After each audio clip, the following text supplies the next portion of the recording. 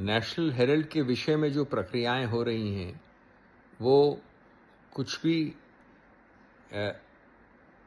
नई नहीं है, इसलिए क्योंकि जब ये केस शुरू हुआ था तभी हमने बड़ा स्पष्ट किया था कि ये बड़ा विचित्र केस है जो शुरू किया गया है बिना किसी एक रुपये के स्थानांतरण हुए, बिना किसी एक पैसे की प्रॉपर्टी के स्थानांतरण हुए।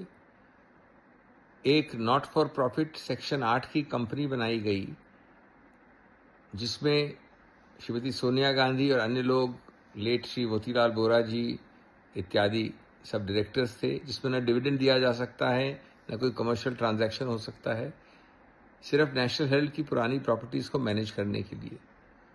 उस पर एक मनगढ़ंत झूठा केस रचा गया है। उसी प्रक्रिया में एक श्रृंखला में ये एक और चीज हुई है जो चार्जशीट फाइल हुई है, जो प्रक्रिया होती है। शुरुआत से इसका पूरी तरह से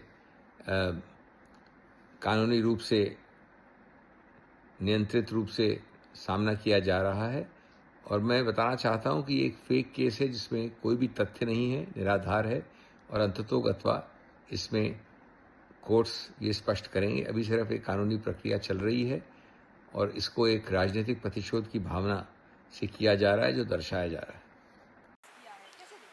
मेरा अपना मानना है कि ये सरकार का नैतिक और मानसिक दिवालियापन दिखाता है। मेरा अपना मानना है कि ये नरेंद्र मोदी कितने डरपोक इंसान है वो दिखाता है। मेरा अपना मानना है ये दिखाता है कि सरकार कितनी भयभीत है जो सवाल उससे पूछे जा रहे हैं।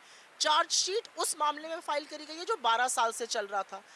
मनी लॉन्ड्रिंग के चार्जेस लगाए गए हैं उस मामले में जहां पर एक पैसे का लेन देन नहीं हुआ, एक प्रॉपर्टी का ट्रांसफर नहीं हुआ, हस्तांतरण नहीं हुआ। असलियत यह है कि ये सेक्शन 25 के अंतर्गत बनी एक कंपनी थी जो नॉट फॉर प्रॉफिट होती है, उसमें डायरेक्टर्स को डिविडेंड तक नहीं मिलता, इसका कोई कमर्शियल ट्रांजैक्शन भी नहीं हो सकता। असल में यह सरकार की प्रतिशोध की, बदले की भावना से की हुई ओछी और गंदी राजनीति का सूचक है जो लगातार नरेंद्र मोदी कर रहे हैं। 12 साल से ये केस चल रहा था, 365th डे था कोर्ट केस, उसके बाद दोनों ने ये ऐसा किया है।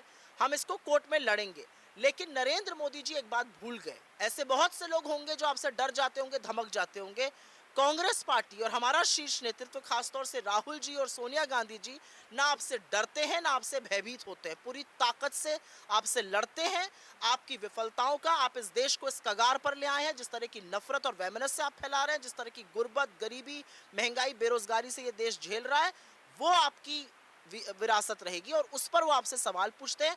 हम सवाल पूछना जारी रखेंगे, हम लड़ाई पिछड़ों की, दलितों की, आदिवासियों की जारी रखेंगे। आप कोई भी पैतरे अपना लीजिए, हम आपसे डरने वाले नहीं है। ये बोगस केस है और कोर्ट्स इसका निवारण करेंगे। The National Herald case charge sheet is a clear case of political vendetta. The organization called National Herald is the pride part of Congress party.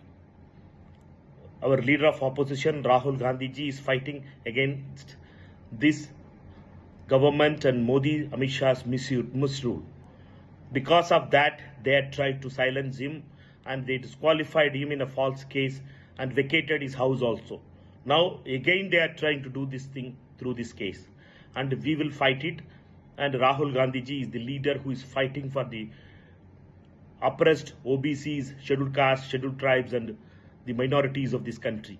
To silence him, to silence after the Mohammadabad Congress, Nyaypath, they wanted to stop Rahul Gandhi ji's fight for the OBCs, SCs, STs, women and scheduled caste and minorities. Rahul Gandhi ji is our leader who will fight against this injustice to them.